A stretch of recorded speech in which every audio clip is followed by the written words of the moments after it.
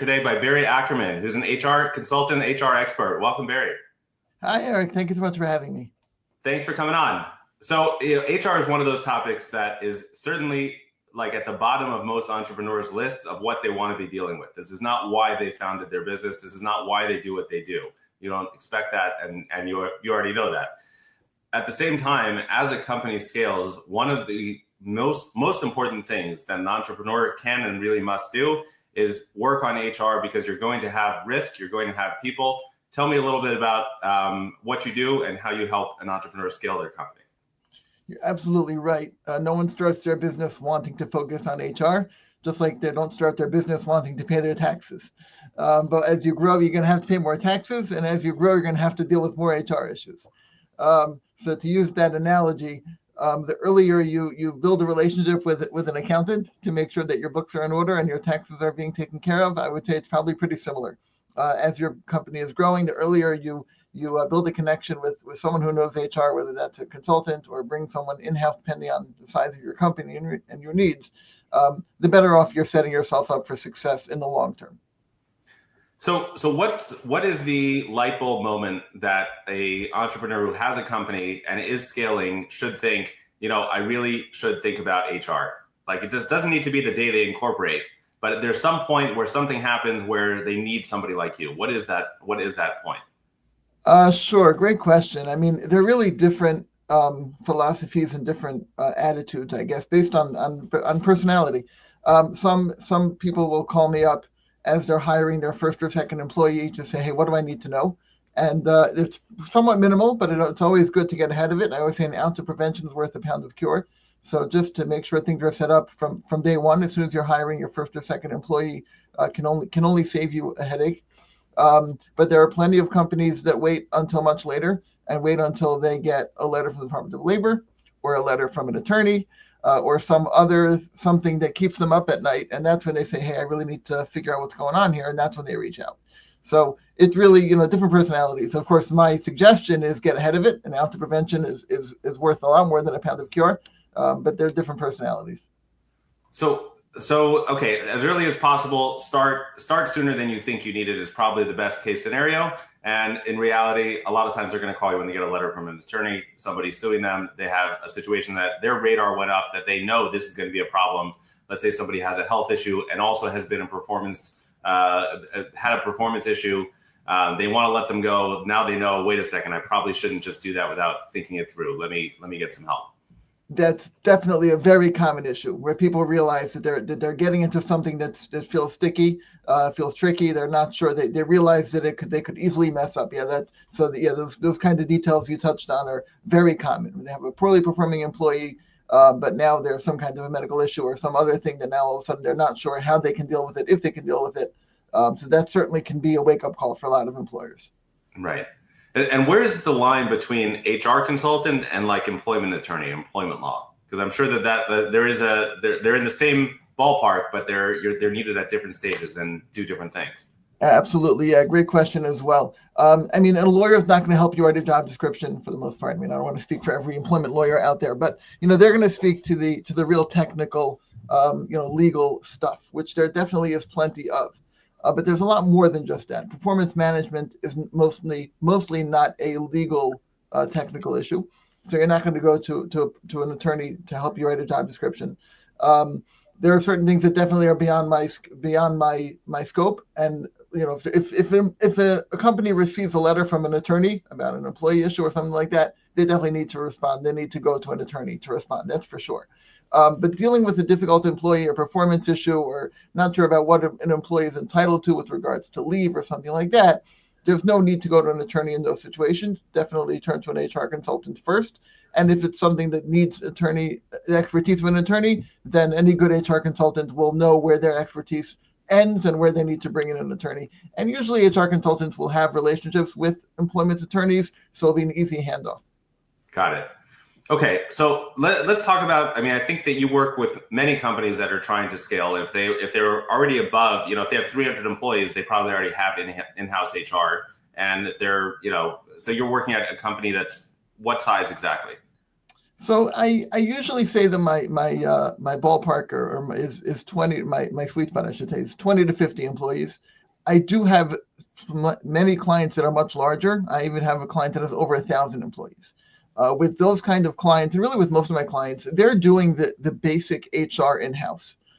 So they have, they're taking care of their onboarding and all the basic day-to-day stuff they kind of have under control. But there are situations that come up, whether it's a confusing performance issue, like we mentioned before, a performance issue, and then someone's out on leave and we're not sure what to do with it exactly. So it's a little bit beyond the scope of their in-house HR manager. So then they can call on me. They have me on retainer. They can reach out, get some extra guidance. How do we deal with this situation? Managers can call me. We'll review the documentation, make sure things are all the T's are crossed, all the I's are dotted. Just kind of walk them through some of these more difficult situations.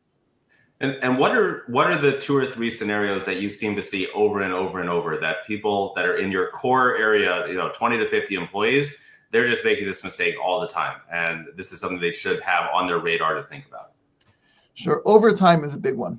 There are a lot of areas where companies can make a mistake with overtime, not being malicious, just because there are some nuances there that a lot of small business owners are not aware of, because frankly, they shouldn't be really. They know how to run their company, but there are some details about how to deal with overtime that can be easily overlooked, and that can lead to big issues with Department of Labor and things like that.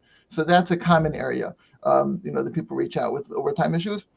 And another common one is 1099 versus W-2. Companies will call me and say, I have a few employees, but most of them are on 1099s. Right. And that right away is a huge red flag. And again, it's not malicious for the most part. People just think, hey, it seemed to make more sense, quote unquote, whatever that means.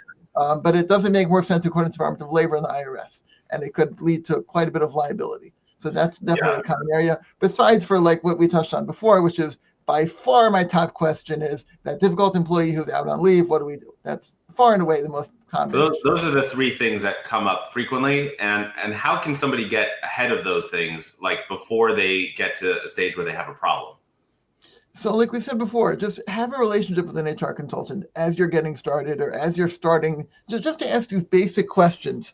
We've seen a lot of areas, just knowing what is a question to ask can be very helpful. So some employers don't even know what to question. So like, the 1099 W-2 thing, they don't realize it's a question. Overtime things, they don't realize that it's a question to ask. But just have a relationship with an HR consultant. Let them review your processes, review your setup, how you're paying people, and just very easily we'll be able to point out like, hey, this is something that needs to change. This is something we need to fix. And then it'll be much easier to deal with it ahead of time. Right. And I've seen that over and over again because really entrepreneurs, their job is to manage risk. And they're taking risks all the time. Every decision they make is a risk, and they're constantly weighing and evaluating it. So somebody like you can give them a sense of, well, here's your exposure, here's your risk. Nobody's coming into your company today and asking to see who's a 1099 and who's a W-2, and are they really properly qualified? Like but when somebody makes a complaint unexpectedly, and it usually comes from a place that's unexpected, where an employee will have some kind of issue where there's an interpersonal fight, let's say, and they get fired. I don't know, something happens, they get fired for some reason and it doesn't go well. And they go to an attorney and they say, I want to sue them. It's wrongful termination. And then usually it's not really wrongful termination. That's very hard to prove. And a good employment attorney on the side of the employee will say, well, wrongful termination, like maybe, but your better case is probably on overtime. Your better case is probably on being misclassified as a certain type of as a 1099 when you were really W-2, something like that. And that's really what gets an entrepreneur. So how do you help them weigh that risk? Like, how do you put a dollar amount on that? It's hard, yeah, that's a good question. It's hard to put a dollar amount. I usually will say, you don't want to be dealing with this. You don't want to have to respond to an attorney letter. They forget the money piece of it, which of course is expensive because now you have to engage your own lawyer to respond, and that's not going to be cheap. Who wants to deal with that? Who wants to be up at night dealing with these kinds of things? So let's just make sure it's done properly from the get-go. It could even happen, quote unquote, innocently, where you have a 1099 employee, and that's an oxymoron in itself. But where you have a 1099 employee, like you mentioned, who's terminated, maybe not even in a quote unquote bad situation, but now they go and they file for unemployment because they think that's what they're allowed to do, or they go out on disability and they've tried to file for something, and all of a sudden that triggers something in the Department of Labor or wherever where you haven't had them on the books as an employee, and now they're checking in with the state as an employee, and now the state says, hey, what's going on here? Right. So no one meant to do anything wrong, but all of a sudden now you're on their radar, and it could end up with interesting stuff. Right, and I think that's really the main point, is that you can have an HR problem even if you tried to do everything right, and even if you were a good guy and you were a good employer. It could be that the employee told you, I want to work as a 1099. You're like, all right, cool, let's give him what he wants. I don't want to fight about that. If he wants to do that, he can show, like, I trust him. So that's great. And then, on week 6, you tell him, okay, you got to be here 9 to 5 every day. Like, this is your job. And he says, but I'm 1099. And, you get into sticky situations like that where you have to know, I think, like you said, it's a good way to put it. You have to know when you have a question and when you have something to ask. And that's that's a main part of engaging with somebody and having somebody on, even just a small retainer, to be able to ask a question here and there. Absolutely. Maybe let's end with like one really good war story. What's something really interesting that you've seen that's just amusing and entertaining? Amusing and entertaining. I mean, there's some juicy stories that I work with different industries, and property management have to be an industry that I have a number of clients in. So without getting too juicy, there have been some interesting stories with tenants and employees, and you can use your imagination, and it can go beyond just employment stuff. But there's some interesting things that come up. Okay, great. If people want to get in touch with you, how can they reach you? How can they find you? Sure. So I'm on LinkedIn, Barry Ackerman. Otherwise, email is a great way to find me, barry@supportivehr.com. That's my company, Supportive HR. So that's a great way to find me as well. Okay, amazing.